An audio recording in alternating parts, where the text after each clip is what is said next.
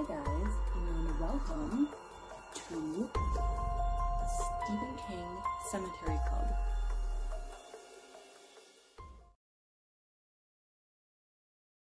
Hi guys, today we are talking about Cycle of the Werewolf, which is probably Stephen King's shortest novel. It's really a novella. It's very easy to read. 127 pages, and a lot of it is illustration and this cool thing that they do to indicate the month. So each chapter begins like this, and see the one that's bolded, that's the one they're talking about. So you've got 12 pages that are just this, and the illustrations are beautiful. If you like graphic novels, I think you'll like this. The illustrator is Bernie Wrightson, and he does these black and white illustrations at the beginning of each chapter. So for each month he's got one of these. That one was January. I think that November, or maybe it was October, yeah. November is this cemetery scene. And let's see here. Yeah, October, also stunning. So there are just a whole bunch of these in there. And then we also have some colored ones. So like this. It's just gorgeous. Just gorgeous. Ignore my hands. I overwash them all the time. I've done that my whole life, pre-pandemic. I am someone who likes to wash my hands a lot, and I really shouldn't do it as much. Okay, so Cycle of the Werewolf goes through an entire year following a werewolf, and it's really concise. And I like that each chapter is a month, like we discussed, and each one is a little vignette of someone's death. And it's just so small that you don't know who these people are really, you don't really care about them, you don't have time to form feelings about them. The one character that you can identify with and you seem to like, he is a young boy, age 10, and he's in a wheelchair. His name is Marty Kozlaw. He actually survives the werewolf attack that happens in July, and he fights back. He has fireworks, and he uses them to burn the werewolf's face, and he ends up putting out one of his eyes. So Marty shows up from July onward, and he actually is the one who kills the werewolf. And it's really so interesting. So we start with January. This takes place in Tarker's Mills. There's a blizzard. There's a guy who is in a railroad station, and he's the only one there. He's playing cards, and he hears a scratching at the door, and he thinks it's a dog. But then he hesitates. He doesn't open it because it feels off to him. And all of a sudden this thing that's on the other side of the door starts trying to burst through. Like, he's pounding on the door and he wants to get in. It's the werewolf. So it just immediately we're dropped in, and each death is interesting in its own way. So the first one is that railroad guy. Second one in February is this girl who is dreaming of love, and she's just kind of caught up in romantic ideas and romance novels, and she sees a person outside, a person that she recognizes, and she's going to let the person in to seduce her. And once she lets the person in, he has already changed to his werewolf form. So we start getting hints that maybe the townspeople know who this werewolf is. Then in March we have this, quote, "The clouds pull apart. A full moon slips in and out between the remnants. The ice-coating Main Street glows like dead bone." Page 31. And a drifter who is in town, he freezes, and when they find him, he has his hands up, kind of like fighting something off, and he's frozen that way, but his insides are eaten.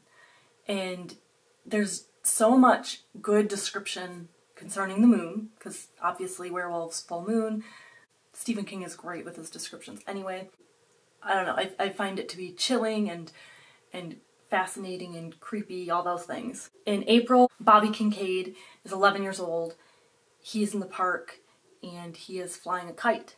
And he's flying the same kite that Lewis and Gage Creed were flying back in Pet Sematary. So I like that little connection right there. Wolf gets him, eats him in the park. Quote, Brady turns to run and dry arms suddenly encircle him. He can smell something like blood and cinnamon, and he is found the next day propped against the war memorial, headless and disemboweled, the vulture kite in one stiffening hand. Page 40. In May, we get our first introduction to the werewolf. And I don't know if it's because I've read this before, but this chapter sets it up and makes it seem as though Reverend Lowe is the werewolf, which he is. And he is dreaming that he is delivering the sermon called The Beast Walks Among Us. And he's, really passionate in this speech or sermon, and he is just reveling in this dream, and all of a sudden his entire congregation turns into werewolves. And he looks down and he sees that he himself is becoming a werewolf, and then he wakes up and he's disturbed and freaked out. And later on, someone in the church, the custodian of the church, is found dead from a werewolf attack.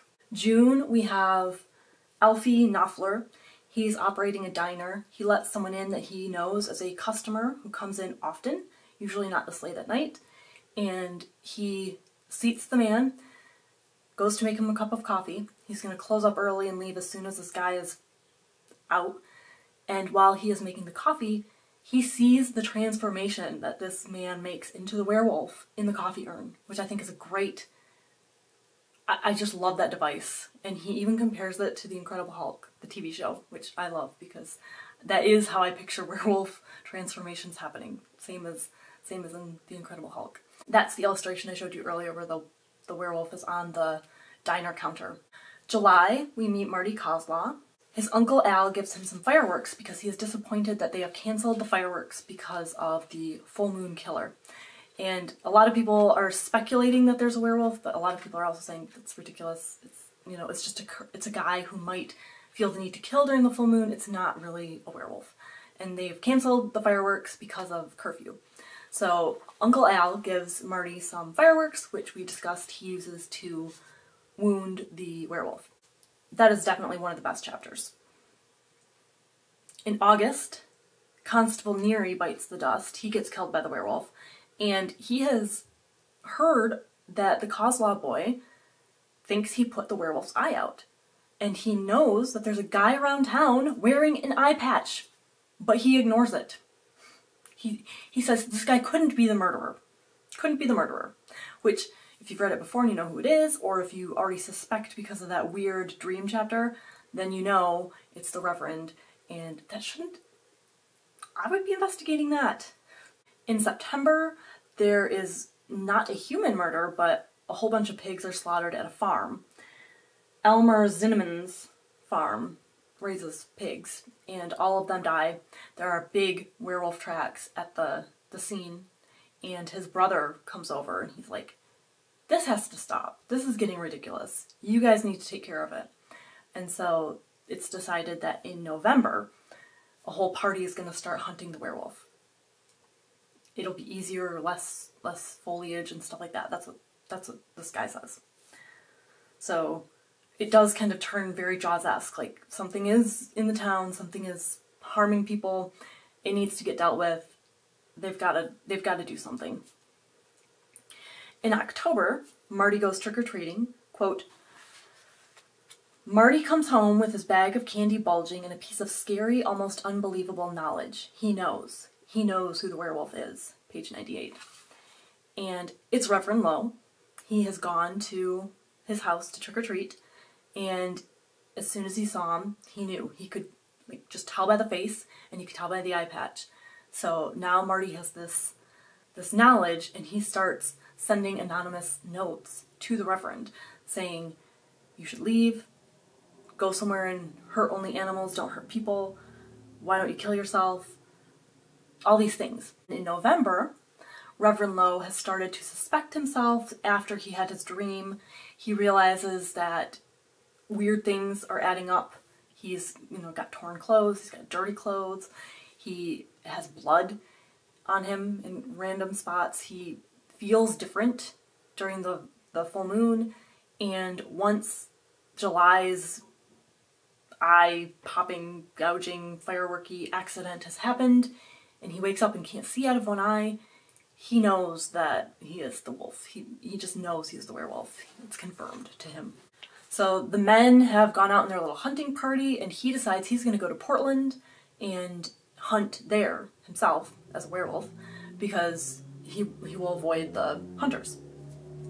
So he goes to Portland, and he ends up killing a guy from Tarker's Mills who has gone to Portland to have an affair. In December, Marty has commissioned his Uncle Al to get him some silver bullets. He asks him to bring the bullets and a gun and to come hang out on New Year's Eve, because he has started signing the letters that he is sending to Reverend Lowe, hoping to draw him out. And he tells Uncle Al all of this stuff, and Uncle Al's like, well, how do you know it's him? You know, how dare you write these things to him? And he's like, well, you know what? The guy hasn't contacted my parents, he hasn't contacted me. It's odd behavior. He's obviously waiting until he turns into the werewolf, and then he's going to come get rid of me. So the two of them sit and wait, and sure enough, the werewolf bursts into Marty's house, and Marty ends up killing him, which is really cool the way he does it. He shoots him twice, and the werewolf turns into Reverend Lowe, and that's that. So it's such a good little read, and I love that it goes through each chapter as a month. I love the concept of each chapter containing a small death scene, you know? It's just really interesting, and, you know, it's a quick afternoon read if you are looking for something. The illustrations are beautiful, and you don't get overly attached to anyone if that's a problem of yours that you have with some of the Stephen King stuff. You know, you're able to be emotionally distant throughout most of this. So next week we will begin The Eyes of the Dragon.